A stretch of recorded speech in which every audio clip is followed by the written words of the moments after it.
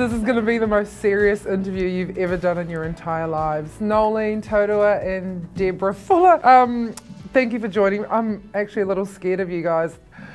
When I used to walk into the Mystics room to have one-on-ones, I don't know what the hell I was walking into. You guys were always laughing like this.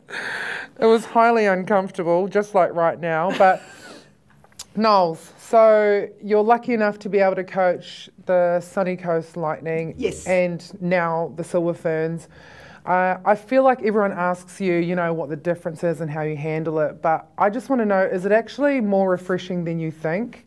Prior to going over to Sunny Coast, I had a perception of what I think the Australian style was, and had a perception of, oh God, can't combat that, oh, you know. But now that I'm immersed or I'm in, I understand how they play the game, the whole logic behind it, knowing what the pathways are and the repetitive sort of nature of the style of trainings. And then coming back here, not that we're looser or anything like that, but it does sort of release the pressure because we don't have that same way. But what I do remember, Peter Scholes, who I did coach when I was with Magic, and one thing that she did say to me was, I don't know why you Kiwis think that you need to play like Australians because you have your own way, and how amazing it is.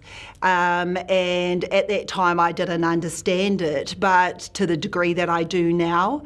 So Australia, very repetitive, you know, they've just not necessarily one track, but they're going to do it 100, whereas New Zealand you can play variation of a lot of different things. And I think acknowledging those different styles is good, and that's probably been able to help compartmentalise my own thinking, and then trying to find a hybrid of different things that we can add to our own flavour. You know, so I think we've gone a bit soft in some respect, and we don't contest enough on the ball, still playing our own way. But, you know, like everything, things don't sit and stay still. And if anything, we've got to keep evolving and being ahead of the opposition. And I think that's the excitement of being world champs or aspiring to be the best in your sport. And Debs, when you two were last together at the with the Mystics, you were head coach, but now you're the ultimate wing woman. Is it tough to stay in your lane? I get out of my lane a few times, Catherine. Naughty. How are you finding it being an assistant coach? Oh, it's great being led by Noels. I think having a strong leader that's very clear about how they want to play the game style was laid out in the first meeting with the playing group. It's actually great just supporting everything with the group. So I feel sometimes I jump in there and maybe have to have a word count with some of my team meetings, but I think I don't find it different than being a head coach. I think you're there to do a job, you're there to sweep under the head coach, get strategies sorted for the team. Now, I don't know if you guys remember, but in the '95 World Cup you were both there in England together as players, and now you get to go back, you little cuties, as a coaching team. So how cool is that? Yeah, I think it is really special because Birmingham was '95 and Sandra Edge was our captain and Lee Gibbs was the coach, and I remember thinking there was no assistant coach, there was no extra people on staff, so we went with very much the bare minimum, and it was a really tough tournament because Irene was coming into the scene for South Africa and they beat us in the round robin.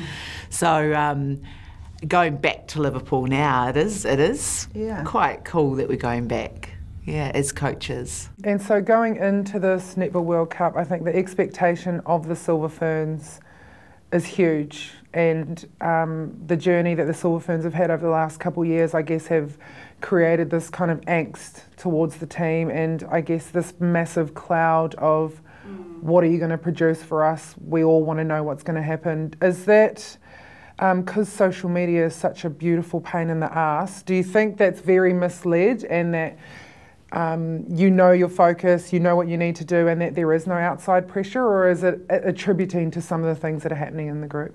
I think, like our last major event was the Com Games, and I have a lot of awhi, I suppose, for those people that were involved, because although I at that time was sitting on my couch, I don't know what it must have felt for them while they were in there, and the heartache and all the disappointment that they would have received with people when they did come home. And we're a very proud nation, and also our sport in netball has always been number one, and we have always had the expectation that we are number one and number two in our sport. But it's nothing that we need to say, oh no, that didn't happen. It is what it is, and I can understand that people are waiting to see what we're going to be like. We have to walk the talk. So the weight of the shoulders of the country should be on us. Otherwise, if we're not ready to take it or can't take the pressure, get off. It's really cool to speak to you guys on a serious note and have a little laugh with you. I think New Zealand is totally backing you guys. I think that while we've been under a little cloud of controversy, it's exciting, and I think with you two driving the ship, we can all just breathe a little bit easier, because we know that you've got that little bit of crazy that New Zealand loves, and we know that you guys have our best interests, and we know you'll do us all really proud. So good luck over there, and we would like that gold medal that they have on offer. That'd be nice. Coming your way.